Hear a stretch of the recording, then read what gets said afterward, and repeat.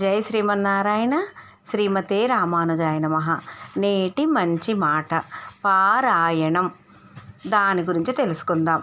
పారం అంటే ఒడ్డు, దాటడం అనే అర్థాలున్నాయి. వాటి నుంచి పుట్టిందే పారాయణం అనే పదం. ఏదైనా గ్రంథాన్ని ఒకసారి పూర్తిగా చదివే ప్రక్రియను పారాయణం చేయడం అంటారు.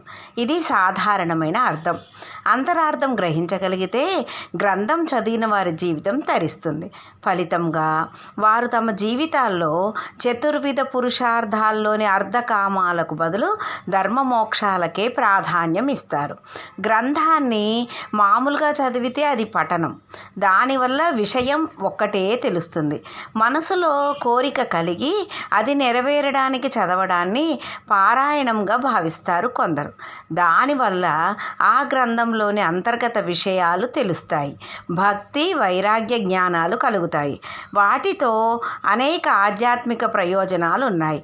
మొదట ఒక కోరికతో పారాయణం మొదలు పెడితే అది పూర్తిగా వచ్చేసరికి ఆ గ్రంథంతో పాటు దైవంతో విడదీయలేని మానసిక అనుబంధం ఏర్పడుతుంది. అప్పుడు కోరిక స్థానంలో మానసిక శాంతి చోటు చేసుకుంటుంది. పాడగా పాడగా రాగం వీణుల విందుగా మారుతుంది. అభ్యాసం చెయ్యగా వైరాగ్యం అలవాటు అవుతుంది. పర్యవసనంగా ఐహిక వాంఛల మీద వ్యామోహం తగ్గుతుంది.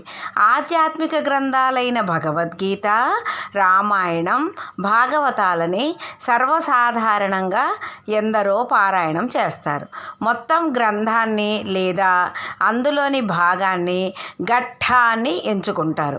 భగవద్గీతలో కొన్ని అధ్యాయాలు, రామాయణంలో సర్గలు, భాగవతంలో ఘట్టాలు రోజుకు ఇన్ని అని నిర్ణయించుకుంటారు.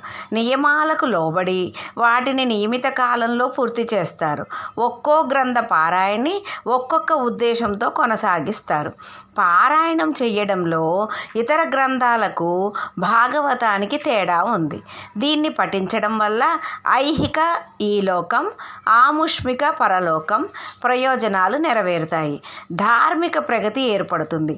నీటిని పీల్చుకున్న ఇసుక తడిగా మారినా పైకి మామూలుగానే కనిపిస్తుంది.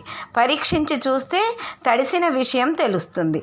అలాగే భాగవత పారాయణం పూర్తి అయ్యేసరికే మనిషికి పైకి మామూలుగా ఉన్న అంతరాలలో ఆధ్యాత్మిక పరిణితి కలిగి వాడవుతాడు.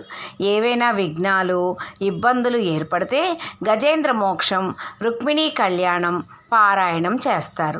అవి పూర్తి అయ్యేసరికి వారిలో ధైర్యము, ఆత్మస్థైర్యము పెంపొందుతాయి.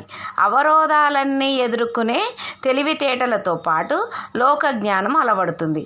అంబరీష, ధ్రువ ఉపాఖ్యానాలు, ప్రహ్లాద చరిత్ర వంటి అనేక ఘట్టాలని పలు కోరికలతో పారాయణం చేస్తారు. ఆధ్యాత్మిక ఉన్నతి సాధిస్తారు.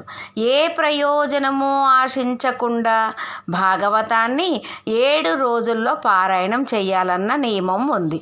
దీన్ని భాగవత సప్తాహం అని పిలుస్తారు. పరీక్షిత్తులోని మృత్యుభయం, ఆందోళన పోగొట్టడానికి శుకమహర్షి భాగవత కథల్ని వారం రోజుల్లో చెప్పి పూర్తి చేస్తాడు. అవి విన్న పరీక్షిత్తు మృత్యువుని జయించిన అనుభూతి పొందుతాడు. భయం తొలగి ప్రశాంత చిత్తుడవుతాడు. ఆ కథల్లో మాయామోహాలు నశింపచేసే అంశాలుండటమే అందుకు కారణం. అప్పటి నుంచి భాగవతాన్ని చదవడం 7 రోజుల్లో పూర్తి చెయ్యాలన్న నియమం వచ్చిందంటారు. సప్తాహం అనే పదానికి కొందరు మరో అర్థం చెప్తారు. ఆదివారం మొదలు శనివారం వరకు వారానికి 7 రోజులు. అన్ని రోజులు ఏనాడు ఆగకుండా జీవితాంతం నిత్యపారాయణ చేస్తూనే ఉండాలంటారు. మాయామోహాలు, ఐహిక వాంఛలు నశిస్తాయన్నదే అందులోని ఆంతర్యం. దీనిని బట్టి మనం పారాయణం తెలుసుకున్నాం కాబట్టి మనము కూడా ఏ కోరిక లేకుండా పారాయణం చేసి భగవంతుణ్ణి చేరుదాం, మోక్షం పొందుదాము. జై శ్రీమన్నారాయణ. రామానుజదాసి సంధ్యారాణి.